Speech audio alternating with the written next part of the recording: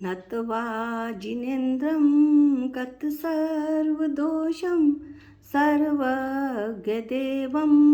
हितदर्शकं च श्रीजैनसिद्धान्तप्रवेशिकेयं विरचते स्वल्पधियां हिताय।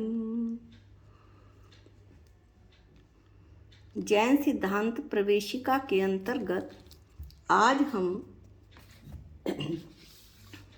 तत्व कितने हैं और उनका तत्वों का क्या स्वरूप है, इसका अध्ययन करेंगे। तत्व कितने हैं? तत्व 7 होते हैं। नंबर 1 जीव, नंबर 2 अजीव, नंबर 3 आश्रव, नंबर 4 बंध, नंबर 5 संवर, नंबर 6 निर्जरा और नंबर 7 मोक्ष। 7 तत्वों का स्वरूप क्या है? जीव तत्व का स्वरूप सुने। जीव अर्थात आत्मा। जीव सदा ज्ञाता स्वरूप है, पर से भिन्न है और त्रिकाल स्थायी पदार्थ है। जीव सदैव जीव का कार्य क्या है? जानना, जानना, जानना। और जितने भी अन्य जीव द्रव्य हैं वह सभी पुद्गल द्रव्य उनसे बिल्कुल भिन्न और स्थायी है।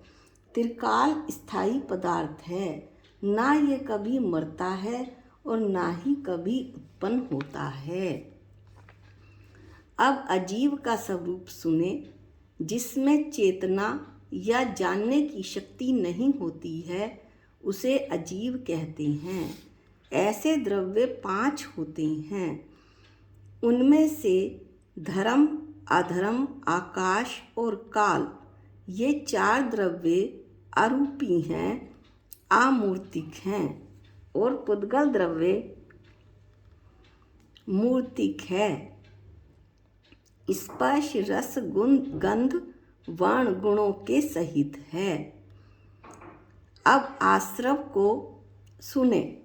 जीव की शुभ अशुभ भाव में विकारी अवस्था को भाव आश्रव कहते हैं।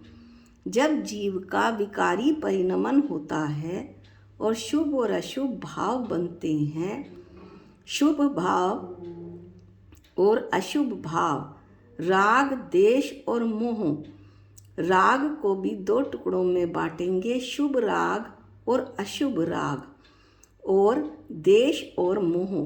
तो जो अशुभ राग है और देश और मोह है वो तो अशुभ भाव है, और जो शुभ भाव है वो शुभ राग है। लेकिन दोनों ही जीव की विकारी परिणमन है। इनको भाव आश्रव कहते हैं। और उस समय किस समय? भाव आश्रव के समय कर्म योग्य नवीन रज कणों का स्वयं स्वत आत्मा के साथ एक क्षेत्र अवगाह रूप में आगमन होना द्रव्य आश्रव है। हमने पहले भी इष्टोपदेश में पढ़ा था कि ये जो रज कण यानी कि कर्म पुद्गल वर्गणाएं होती हैं, ये पूरे संसार में ठसाठस भरी रहती हैं। तो जैसे ही जीव का विकारी परिणमन होता है, इनका आत्मा के साथ एक क्षेत्र अवगाह रूप में आगमन हो जाता है। ये द्रव्य आश्रव है। इसमें जीव की अशुद्ध पर्याय निमित्त मात्र है। एक क्षेत्र अवगाह का मतलब है जैसे एक क्षेत्र अवगाह रूप में आत्मा और शरीर, जहाँ जहाँ आत्मा है वहाँ वहाँ शरीर है। इस शरीर से मुक्ति केवल सिद्ध अवस्था में ही प्राप्त होती है। जैसे दूध और पानी एक क्षेत्र अवगाह हैं। अब बंध सुने। आत्मा का अज्ञान, राग, देश, पुण्य पाप रूप विभावों में रुक जाना भाव बंध है। थोड़ा सा ऊपर भी खुलासा किया था शुभ और अशुभ भावों का।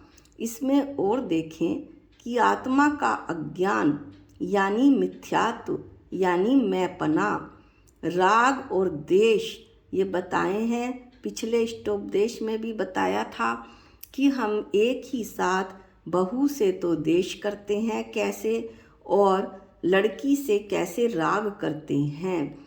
लेकिन यहाँ पर जो राग है वो इस तरह से आएगा कि राग जो शुभ भाव है, पूजा पाठ, स्वाध्याय, व्रत इत्यादि, और जो अशुभ राग है वो परिग्रह का संचन, हिंसा करना, झूठ बोलना, चोरी इत्यादि। और जो देश भाव है यानी अप्रीति है, किसी से जो है घृणा करना, इस तरह के जो भाव हैं वो तो हमेशा अशुभ ही होते हैं। पुण्य पाप रूप जो विभाव हैं, पुण्य रूप में ये शुभ भाव ही, शुभ राग आ जाता है, और जो पाप रूप विभाव हैं, पाप रूप परिणति में ये देश भाव आ जाते हैं। इस तरह से, और अज्ञान तो है ही मिथ्यात्व, ये तो सब सारे ही कर्मों की जड़ है। इस तरह से आत्मा का अज्ञान, राग, देश, पुण्य पाप रूप विभावों में रुक जाना भाव बंध है। जहाँ जहाँ आत्मा की चर्चा होगी वहाँ वहाँ भाव आएगा, और जहाँ जहाँ कर्म पुद्गलों की चर्चा होगी वहाँ पर द्रव्य आएगा। उसी समय कर्म योग्य पुद्गलों का स्वयं स्वत जीव के साथ एक क्षेत्र अवगाह रूप होकर बंध जाना। आश्रम में तो आए थे और अब ये जीव के साथ बंध गए हैं अगले पुण्य पाप को बटोरने के लिए, अगले जन्म, अगले संसार चक्र में दोबारा भ्रमण करने के लिए, अगला जन्म लेने के लिए। ये जो बंधना है वो द्रव्य बंध कहलाता है। इसमें जीव की अशुद्ध पर्याय निमित्त मात्र होती है। पुण्य और पाप भी आश्रव और बंध के ही भेद हैं। इनका और अच्छे से जो विवरण है वो सुनिए। पुण्य दया, दान, भक्ति, पूजा, व्रत इत्यादि शुभ भाव जीव की पर्याय में होते हैं। ये अरूपी अशुद्ध भाव, जबकि ये शुभ भाव हैं, लेकिन ये आमूर्तिक अशुद्ध भाव होते हैं आत्मा की अपेक्षा से, और ये भाव पुण्य हैं। और उसी समय कर्म योग्य परमाणुओं का समूह स्वयं स्वत एक क्षेत्र अवगाह रूप से जीव के साथ जो बंधता है वह द्रव्य पुण्य है कर्म की अपेक्षा से। इसमें जीव की अशुद्ध पर्याय निमित्त मात्र है। अब पाप का स्वरूप सुनिए। मिथ्यात्व, हिंसा, असत्य, चोरी इत्यादि अशुभ भाव जीव की पर्याय में होते हैं। ये आरूपी आमूर्तिक अशुद्ध भाव पाप हैं।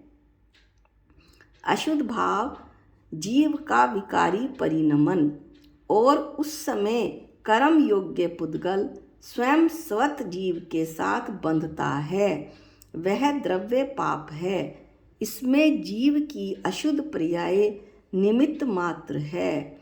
वास्तव में जो पुण्य पाप भाव हैं वो देखने में तो लगता है कि पुण्य आत्मा के लिए हितकर है, और जब तक मेरी आत्मा शुद्ध अवस्था को प्राप्त नहीं करती तब तक शुभ भाव ही करना मेरे लिए हितकर भी है।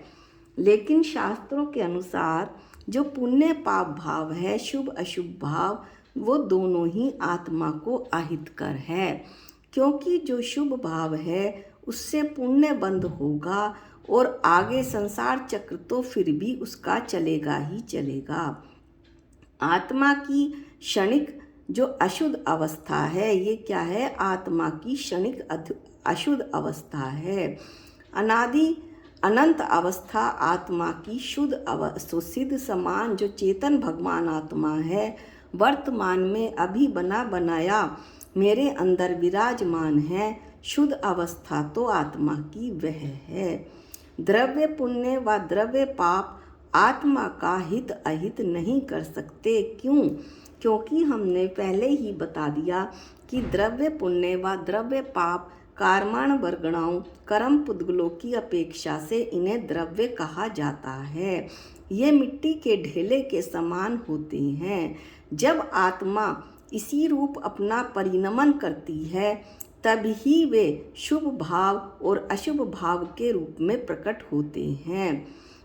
नहीं तो जब तक वे ढेले ऐसे के ऐसे पड़े हुए हैं, आत्मा अपना भाव ना करे तो वो उस आत्मा मेरी आत्मा का हित अहित नहीं कर सकते। कौन? द्रव्य पुण्य व द्रव्य पाप। इस तरह से आज हमने जीव अजीव, आश्रव और बंध की चर्चा की। अगले वीडियो में हम संवर, निर्जरा और मोक्ष का स्वरूप जानेंगे। आज के वीडियो में इतना ही। जा वाणी के ज्ञान से सूझे लोकालोक, जो वाणी मस्तक नमो सदा देत हूँ धोख। हे जिन वाणी भारती तो हे जपूं दिन रैन, जो तेरी शरणागते वो पावे सुख चैन। सबको जय जिनेंद्र।